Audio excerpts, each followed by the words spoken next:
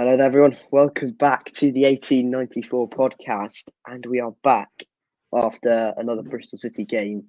We'll be talking about heroics and a wonder goal and a Bristol City win against Middlesbrough, and we'll also be talking about the upcoming daunting fixture away at St Mary's to face Southampton and Ross Martin.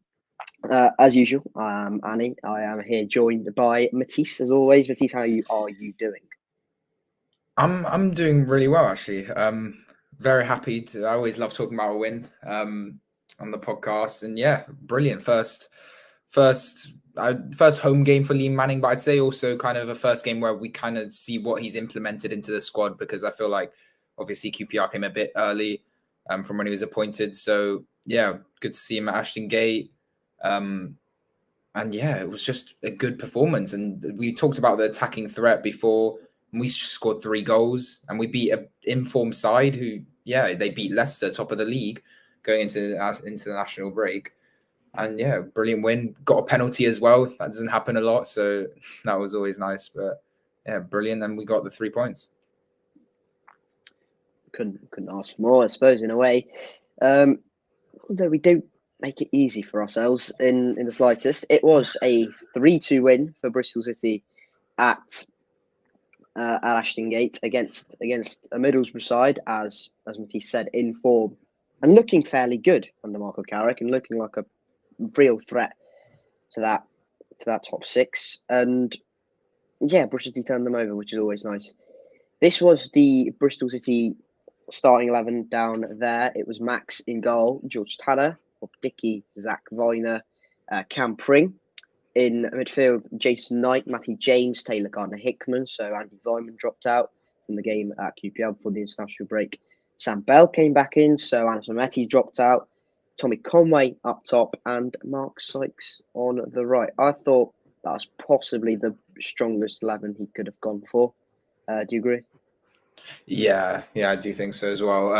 Yeah, the 2 weeks international break, got to know the players a bit better. I mean, Sam Bell was away with the England elite squad, did get an assist. But yeah, I think that going into that game, I'd say that is our strongest squad. Obviously, we still, I did hear, I didn't realize, but yeah, Hayden Roberts does have quite a bad knock, and he's going to be out for a few months, I think. And then we'll get on to Southampton later, but with availability for Campering as well, it's going to be an issue. But yeah, otherwise, I think Dickey and Vine are our strongest pairing. I mean, when Atkinson eventually comes back, we'll see how that plays into it. But yeah, for the foreseeable future, definitely our best back line. And then, yeah, midfield, strong. Taylor Gardner Hickman back in the squad, and obviously paid off. But yeah, pretty expected.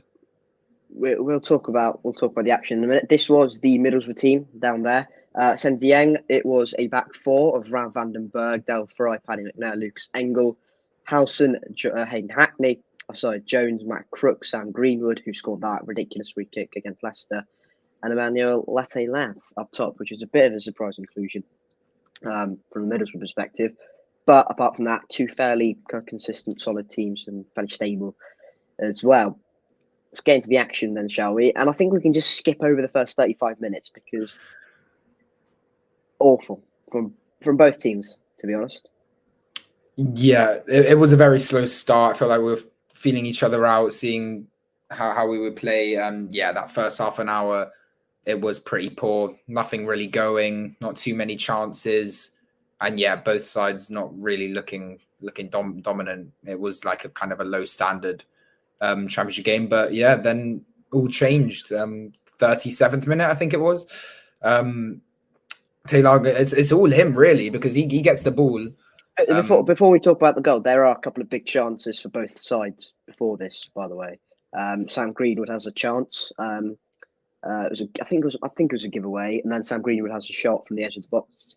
It's a very, very strong hit. It kind of almost takes Max O'Leary back. It's straight at him, but it's a good save with the power of the shot. And Jason Knight gets fed in down the right hand side from Mark Sykes, puts the ball across. Seni Dieng kind of doesn't do much with it.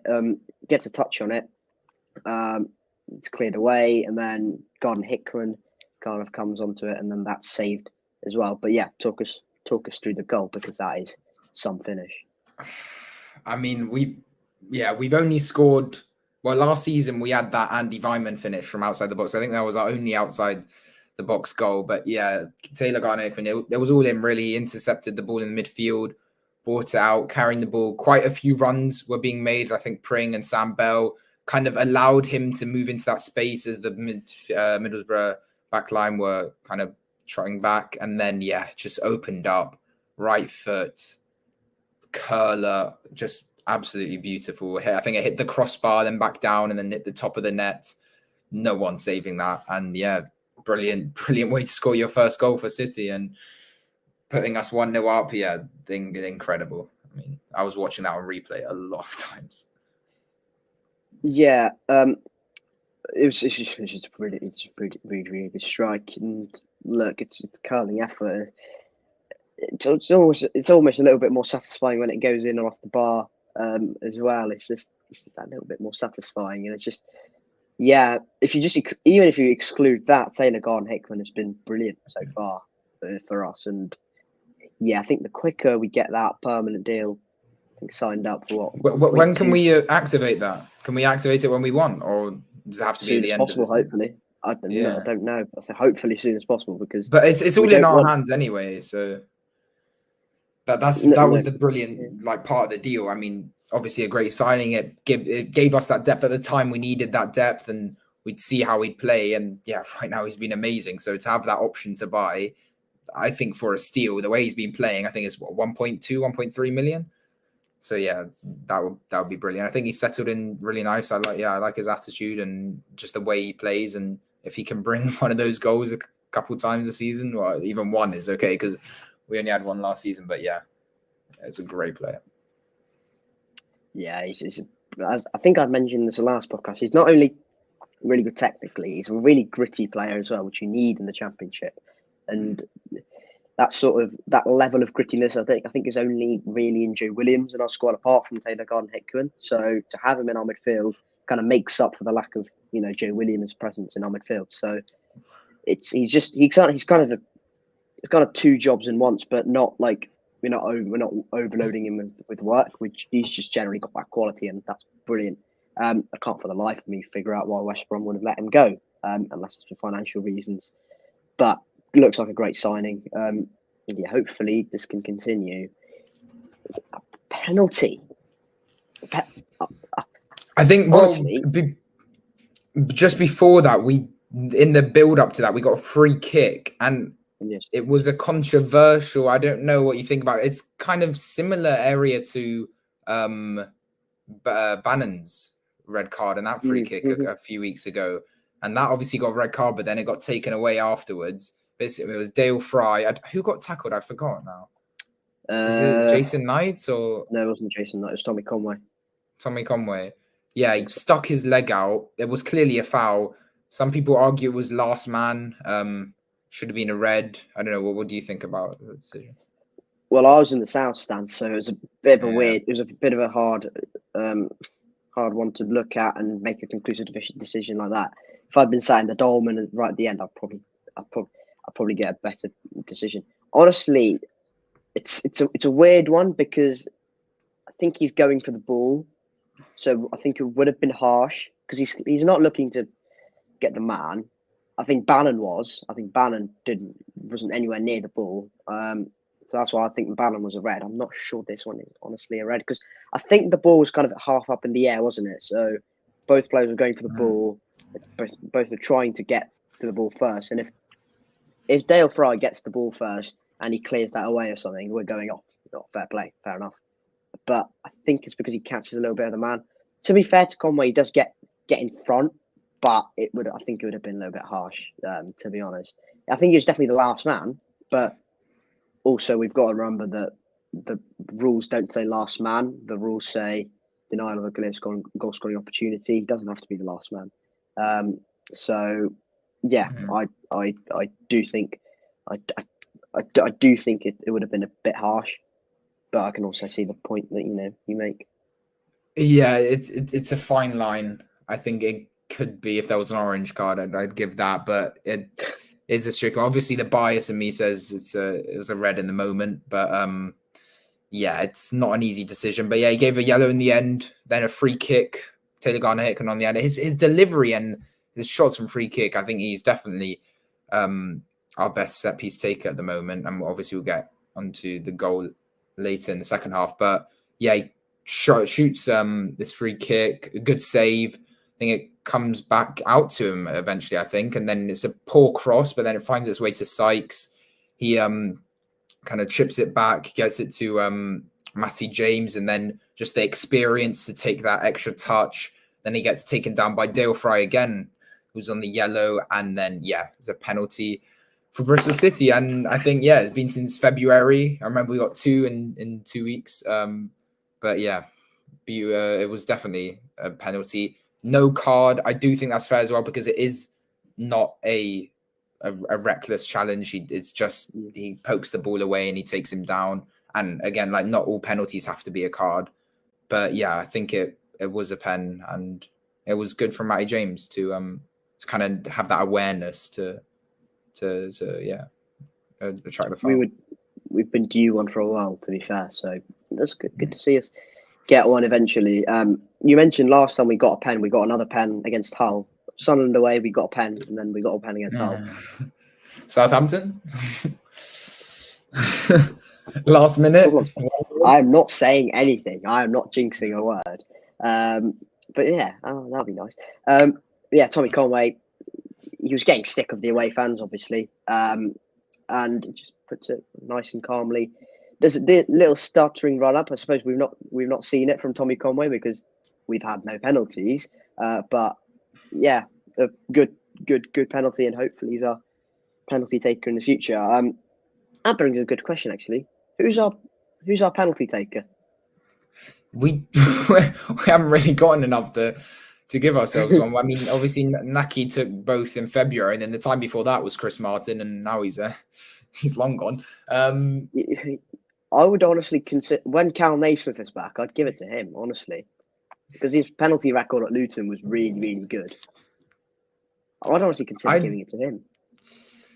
I mean, from what I've seen, I think we'd probably give it to Conway now, since he's obviously scored this one, and obviously Naki Wells isn't fit. But I think a few of our players could be well enough to do it. And yeah, Naki Wells, well, I mean, I don't know if you remember, a couple years back, I think it was in lockdown, that Panenka against Norwich. I don't know, I remember that so profoundly. That was the most stupid thing. I think we were like 2-1 down or something. Like, we could have equalised. We didn't deserve a pen after that. We didn't deserve one.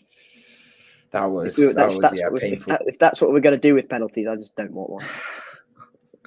But yeah, no, Tommy Conway took it well. I mean, the keeper, he just waited for the keeper. And you look at the replay, about half a second before he actually makes contact with the ball, or maybe a bit less, the keeper's already committed to diving to the left. And actually, I looked at it, the keeper's got both feet off his line as well. That doesn't make a difference if you score, obviously.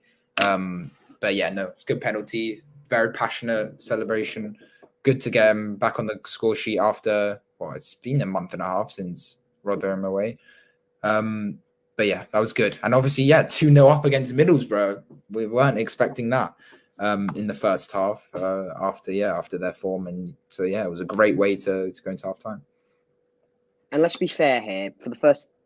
It was only like a 10-minute spell that got us that 2-goal lead.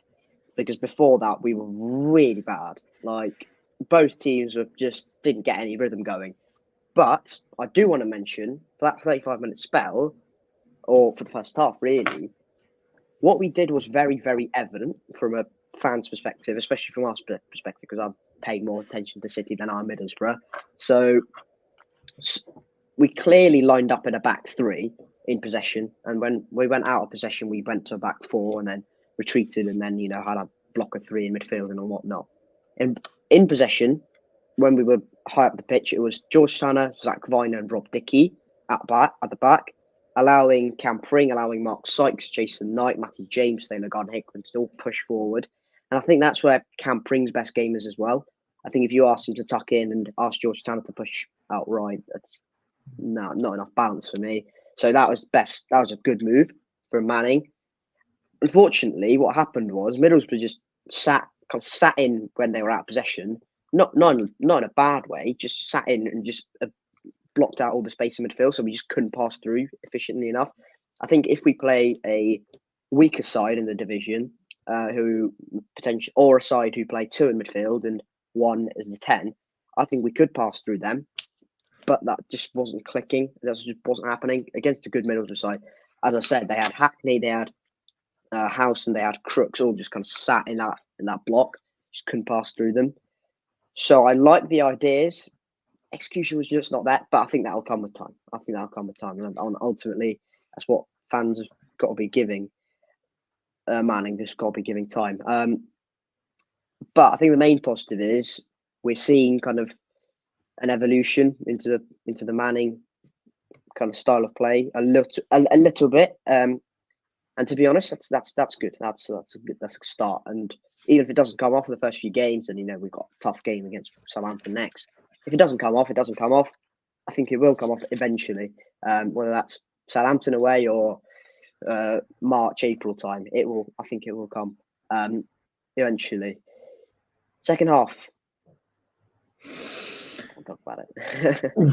Yeah, I mean, only Manning just genuinely to go into your first like home game and just win and all, and the signs of positivity and like improvement is just already good considering he's only been here a few weeks now. But yeah, second half, God, flashbacks of Stoke. It was not good. So yeah, I think ball came across, cut back to the edge of the box. Who was it? Crooks on the end of that shot? Yeah, it was Crooks. It was a ball in from angle. It was a good pass. It was a good pass. He found the space, shot off the crossbar. Max O'Leary, kind of bit shocked, jumps in the air, loses all sort of composure and balance, falls on his back. Then it falls to Viner. And he's like, okay, it's not Max's fault, to be honest. He doesn't lose composure. No, he's trying to make a save. Yeah, I wouldn't necessarily blame him. But yeah, he falls to the ground. Viner, natural instinct, thinks, okay, let me just header it back to Max. We'll collect it. It's okay. Well, yeah, it's a brilliant finish. But right, it just ends it a bit too hard and a bit too far to the right. And yeah, obviously Max's was still on the floor at that point. And then the second it left his head, he realized what he had done. And yeah, hit the side netting, and it was 2-1 and an own goal, which is not unlike Viner to make mistakes like that. But he's a character. He's got a character that it won't affect him that much, and I think he'll move on from it because he's such a great player. But it's just a bit unlucky, and then Max scrambles to try and get it, but you can see what he's trying to do. It's just he really doesn't realise where Max is, does he? He doesn't realise that at all. So it's annoying because ultimately that sparked Middlesbrough into life because. Yeah, they looked threatening. They looked like they were on the front foot. When you are 2-0 down, you're obviously going to be on the front foot looking for a goal. But they didn't really look like they were massively threatening to give them a goal like that. A bit annoying. Sparked them to life. And, 52. Tanner is robbed of possession by Sam Greenwood. Sam Greenwood first head up. Brilliant pass, by the way, on his right foot. Not necessarily skill, but just generally have your head up like that. I don't think any of our players would do that. Have your head up, pass quickly like that is just, I think, above championship level. To do it to that quality, and then puts it into Crooks, who takes a touch, puts it right, whips it into Max O'Leary's right hand side and into the near corner, and then from 49, where we are saying, okay, just wear the 5 minutes, we'll be fine, we'll be all right, don't concede, and we're going, oh god, we are in some serious trouble. But fair play to the guys, fair play to Manning, fair play to the 11 out there. They didn't crumble after 2-2. And if you want to caveat that and you want to really be glass half full, you could say rare error from our most consistent centre back for the last 12 and a bit months, and a rare mistake from George Tanner, who's been consistent for a long time defensively as well. So, and a really good pass from Sam Greenwood as well. So if you want to caveat it, you can look at it that way. But yeah, what are your thoughts on the second goal? Yeah, it is a good goal, to be fair. We just put ourselves in a bad position there.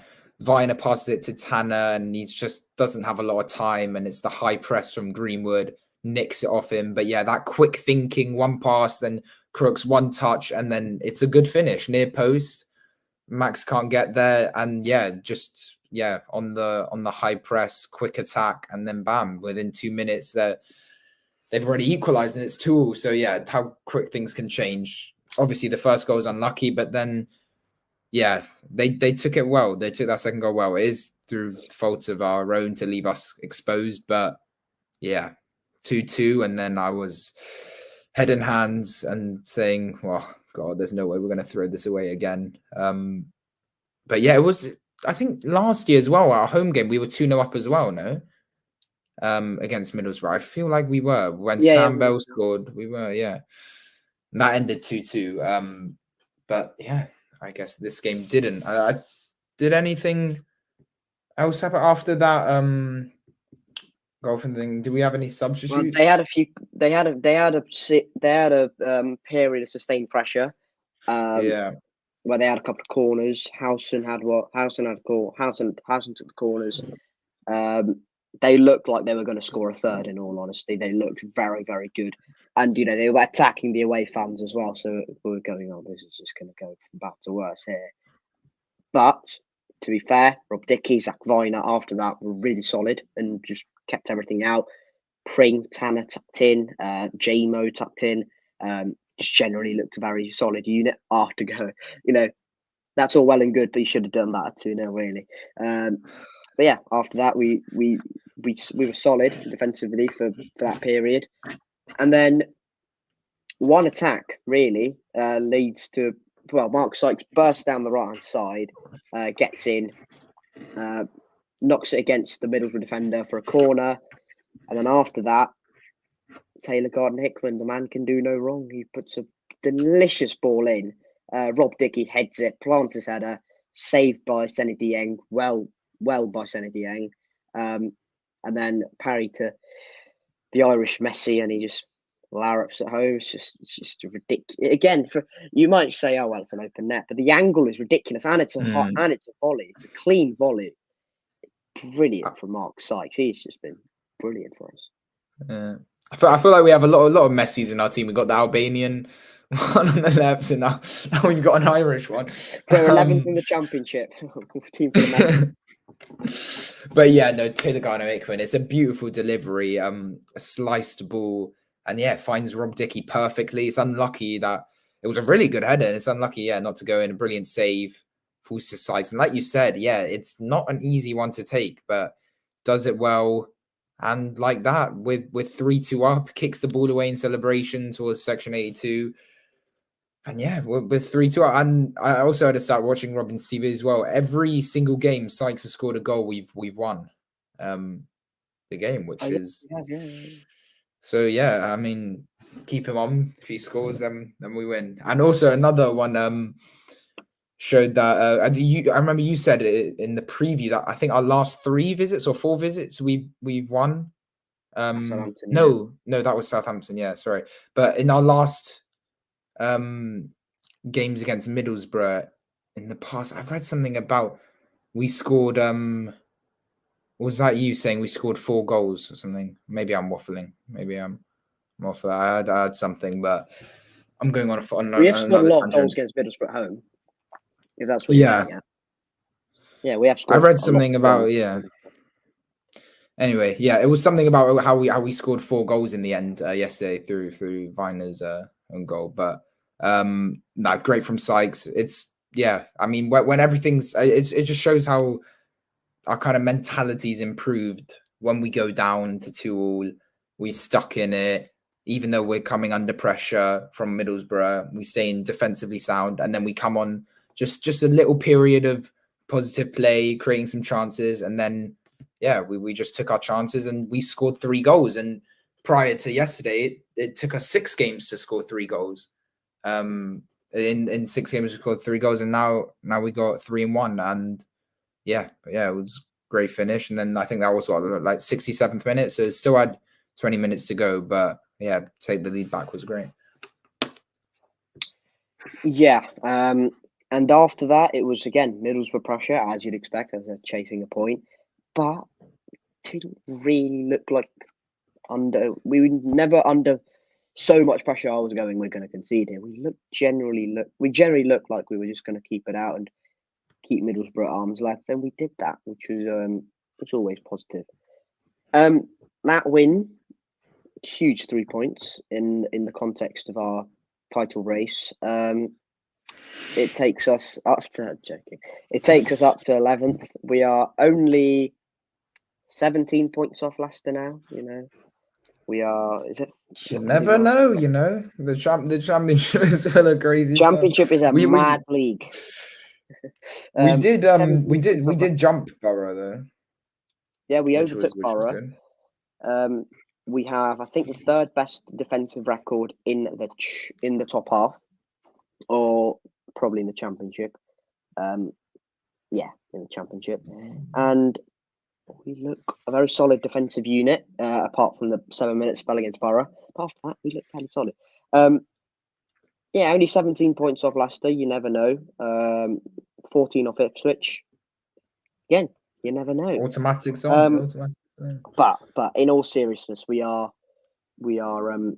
3 points off Preston in 6th, which, as I've said before, if you ignore the top 3, we have lost to the top 3, which is whatever, fair enough. We've not lost to West Brom. We drew against Preston. We drew against Hull. We are yet to play Sunderland. We're yet to play Blackburn. We lost at Cardiff, but we had about 2 fit players there, so make of that what you will. But generally, fairly decent record against the top 6. And if Southampton are, looking at cementing the top 4 spot at least, or maybe top 3, you never know. Good place to go and potentially get something. Yeah, definitely. Just to finish off on the game, I mean, we had a few substitutions coming towards the end. We brought Harry Cornick on. Sam Bell as well. He didn't really have a great game. I thought on Saturday. On the flip side, I thought Matiss was excellent when he came on.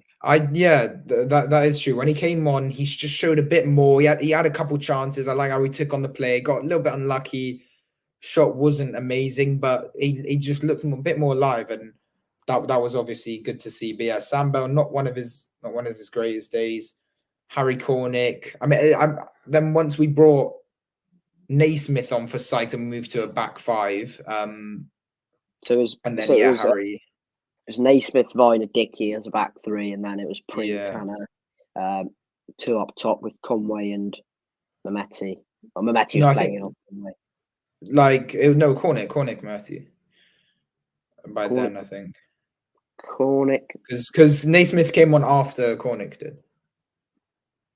Conway went off. Sorry, Cornick, Mehmeti. Yeah, Cornick, Mehmeti. Cornick, Mehmeti. Mehmeti kind of moved a bit back, but also stayed up. But yeah, Mehmeti was given the license to move left and right and move at will. And I still think, even before we used him in that position, that is his best position. Play him that 10 position off the striker. Allow him the space in behind the striker. He will manipulate defences. He will get into positions. And ultimately, I think that's where he's going to start providing. Because I think that's what he did at Wickham. And he was so good in that position. So good.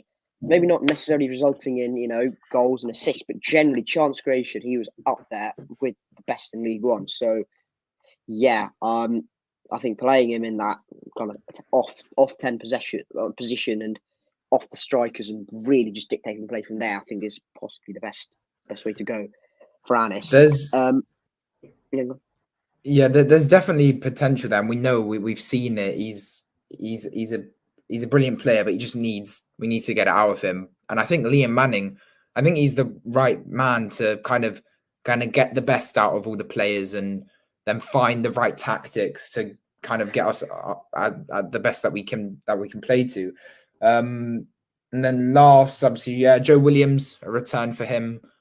after another injury. He came on for a few minutes, just a few. There was 7 added minutes at the end. Well, that was pretty crazy. That was a lot. But yeah, overall we held it. We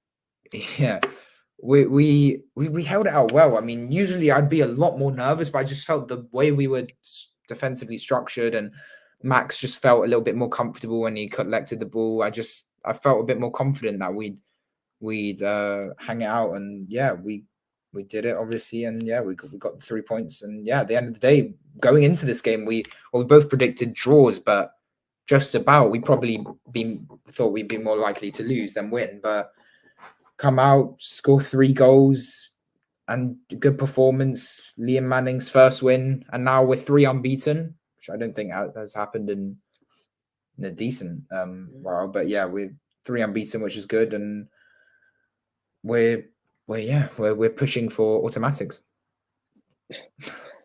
Also, bigger context, because of that draw at QPR, many people are moaning and saying, "Oh God, here we go." But if you said before that Sheffield Wednesday game, Sheffield Wednesday, QPR, Middlesbrough, you get 7 points. You're going, okay, you're beating Sheffield Wednesday, you're beating QPR, you're getting draw against Middlesbrough. Fine with that, happy with that. It's just so happened that we drew against QPR, beat Middlesbrough, which is equally as fine by me. And I am not complaining in the slightest. So bigger context here, 7 points out of those last 3 games. If you told me that before, I'd have just presumed the QPR Middlesbrough results would have been the other way around. But still, still good, very, very healthy return from those 3 games. And Liam Manning unbeaten. Liam Manning unbeaten. So keep this up. Let's see how long that lasts. Hopefully for the rest of the season, which is not going to happen, but that'd be nice.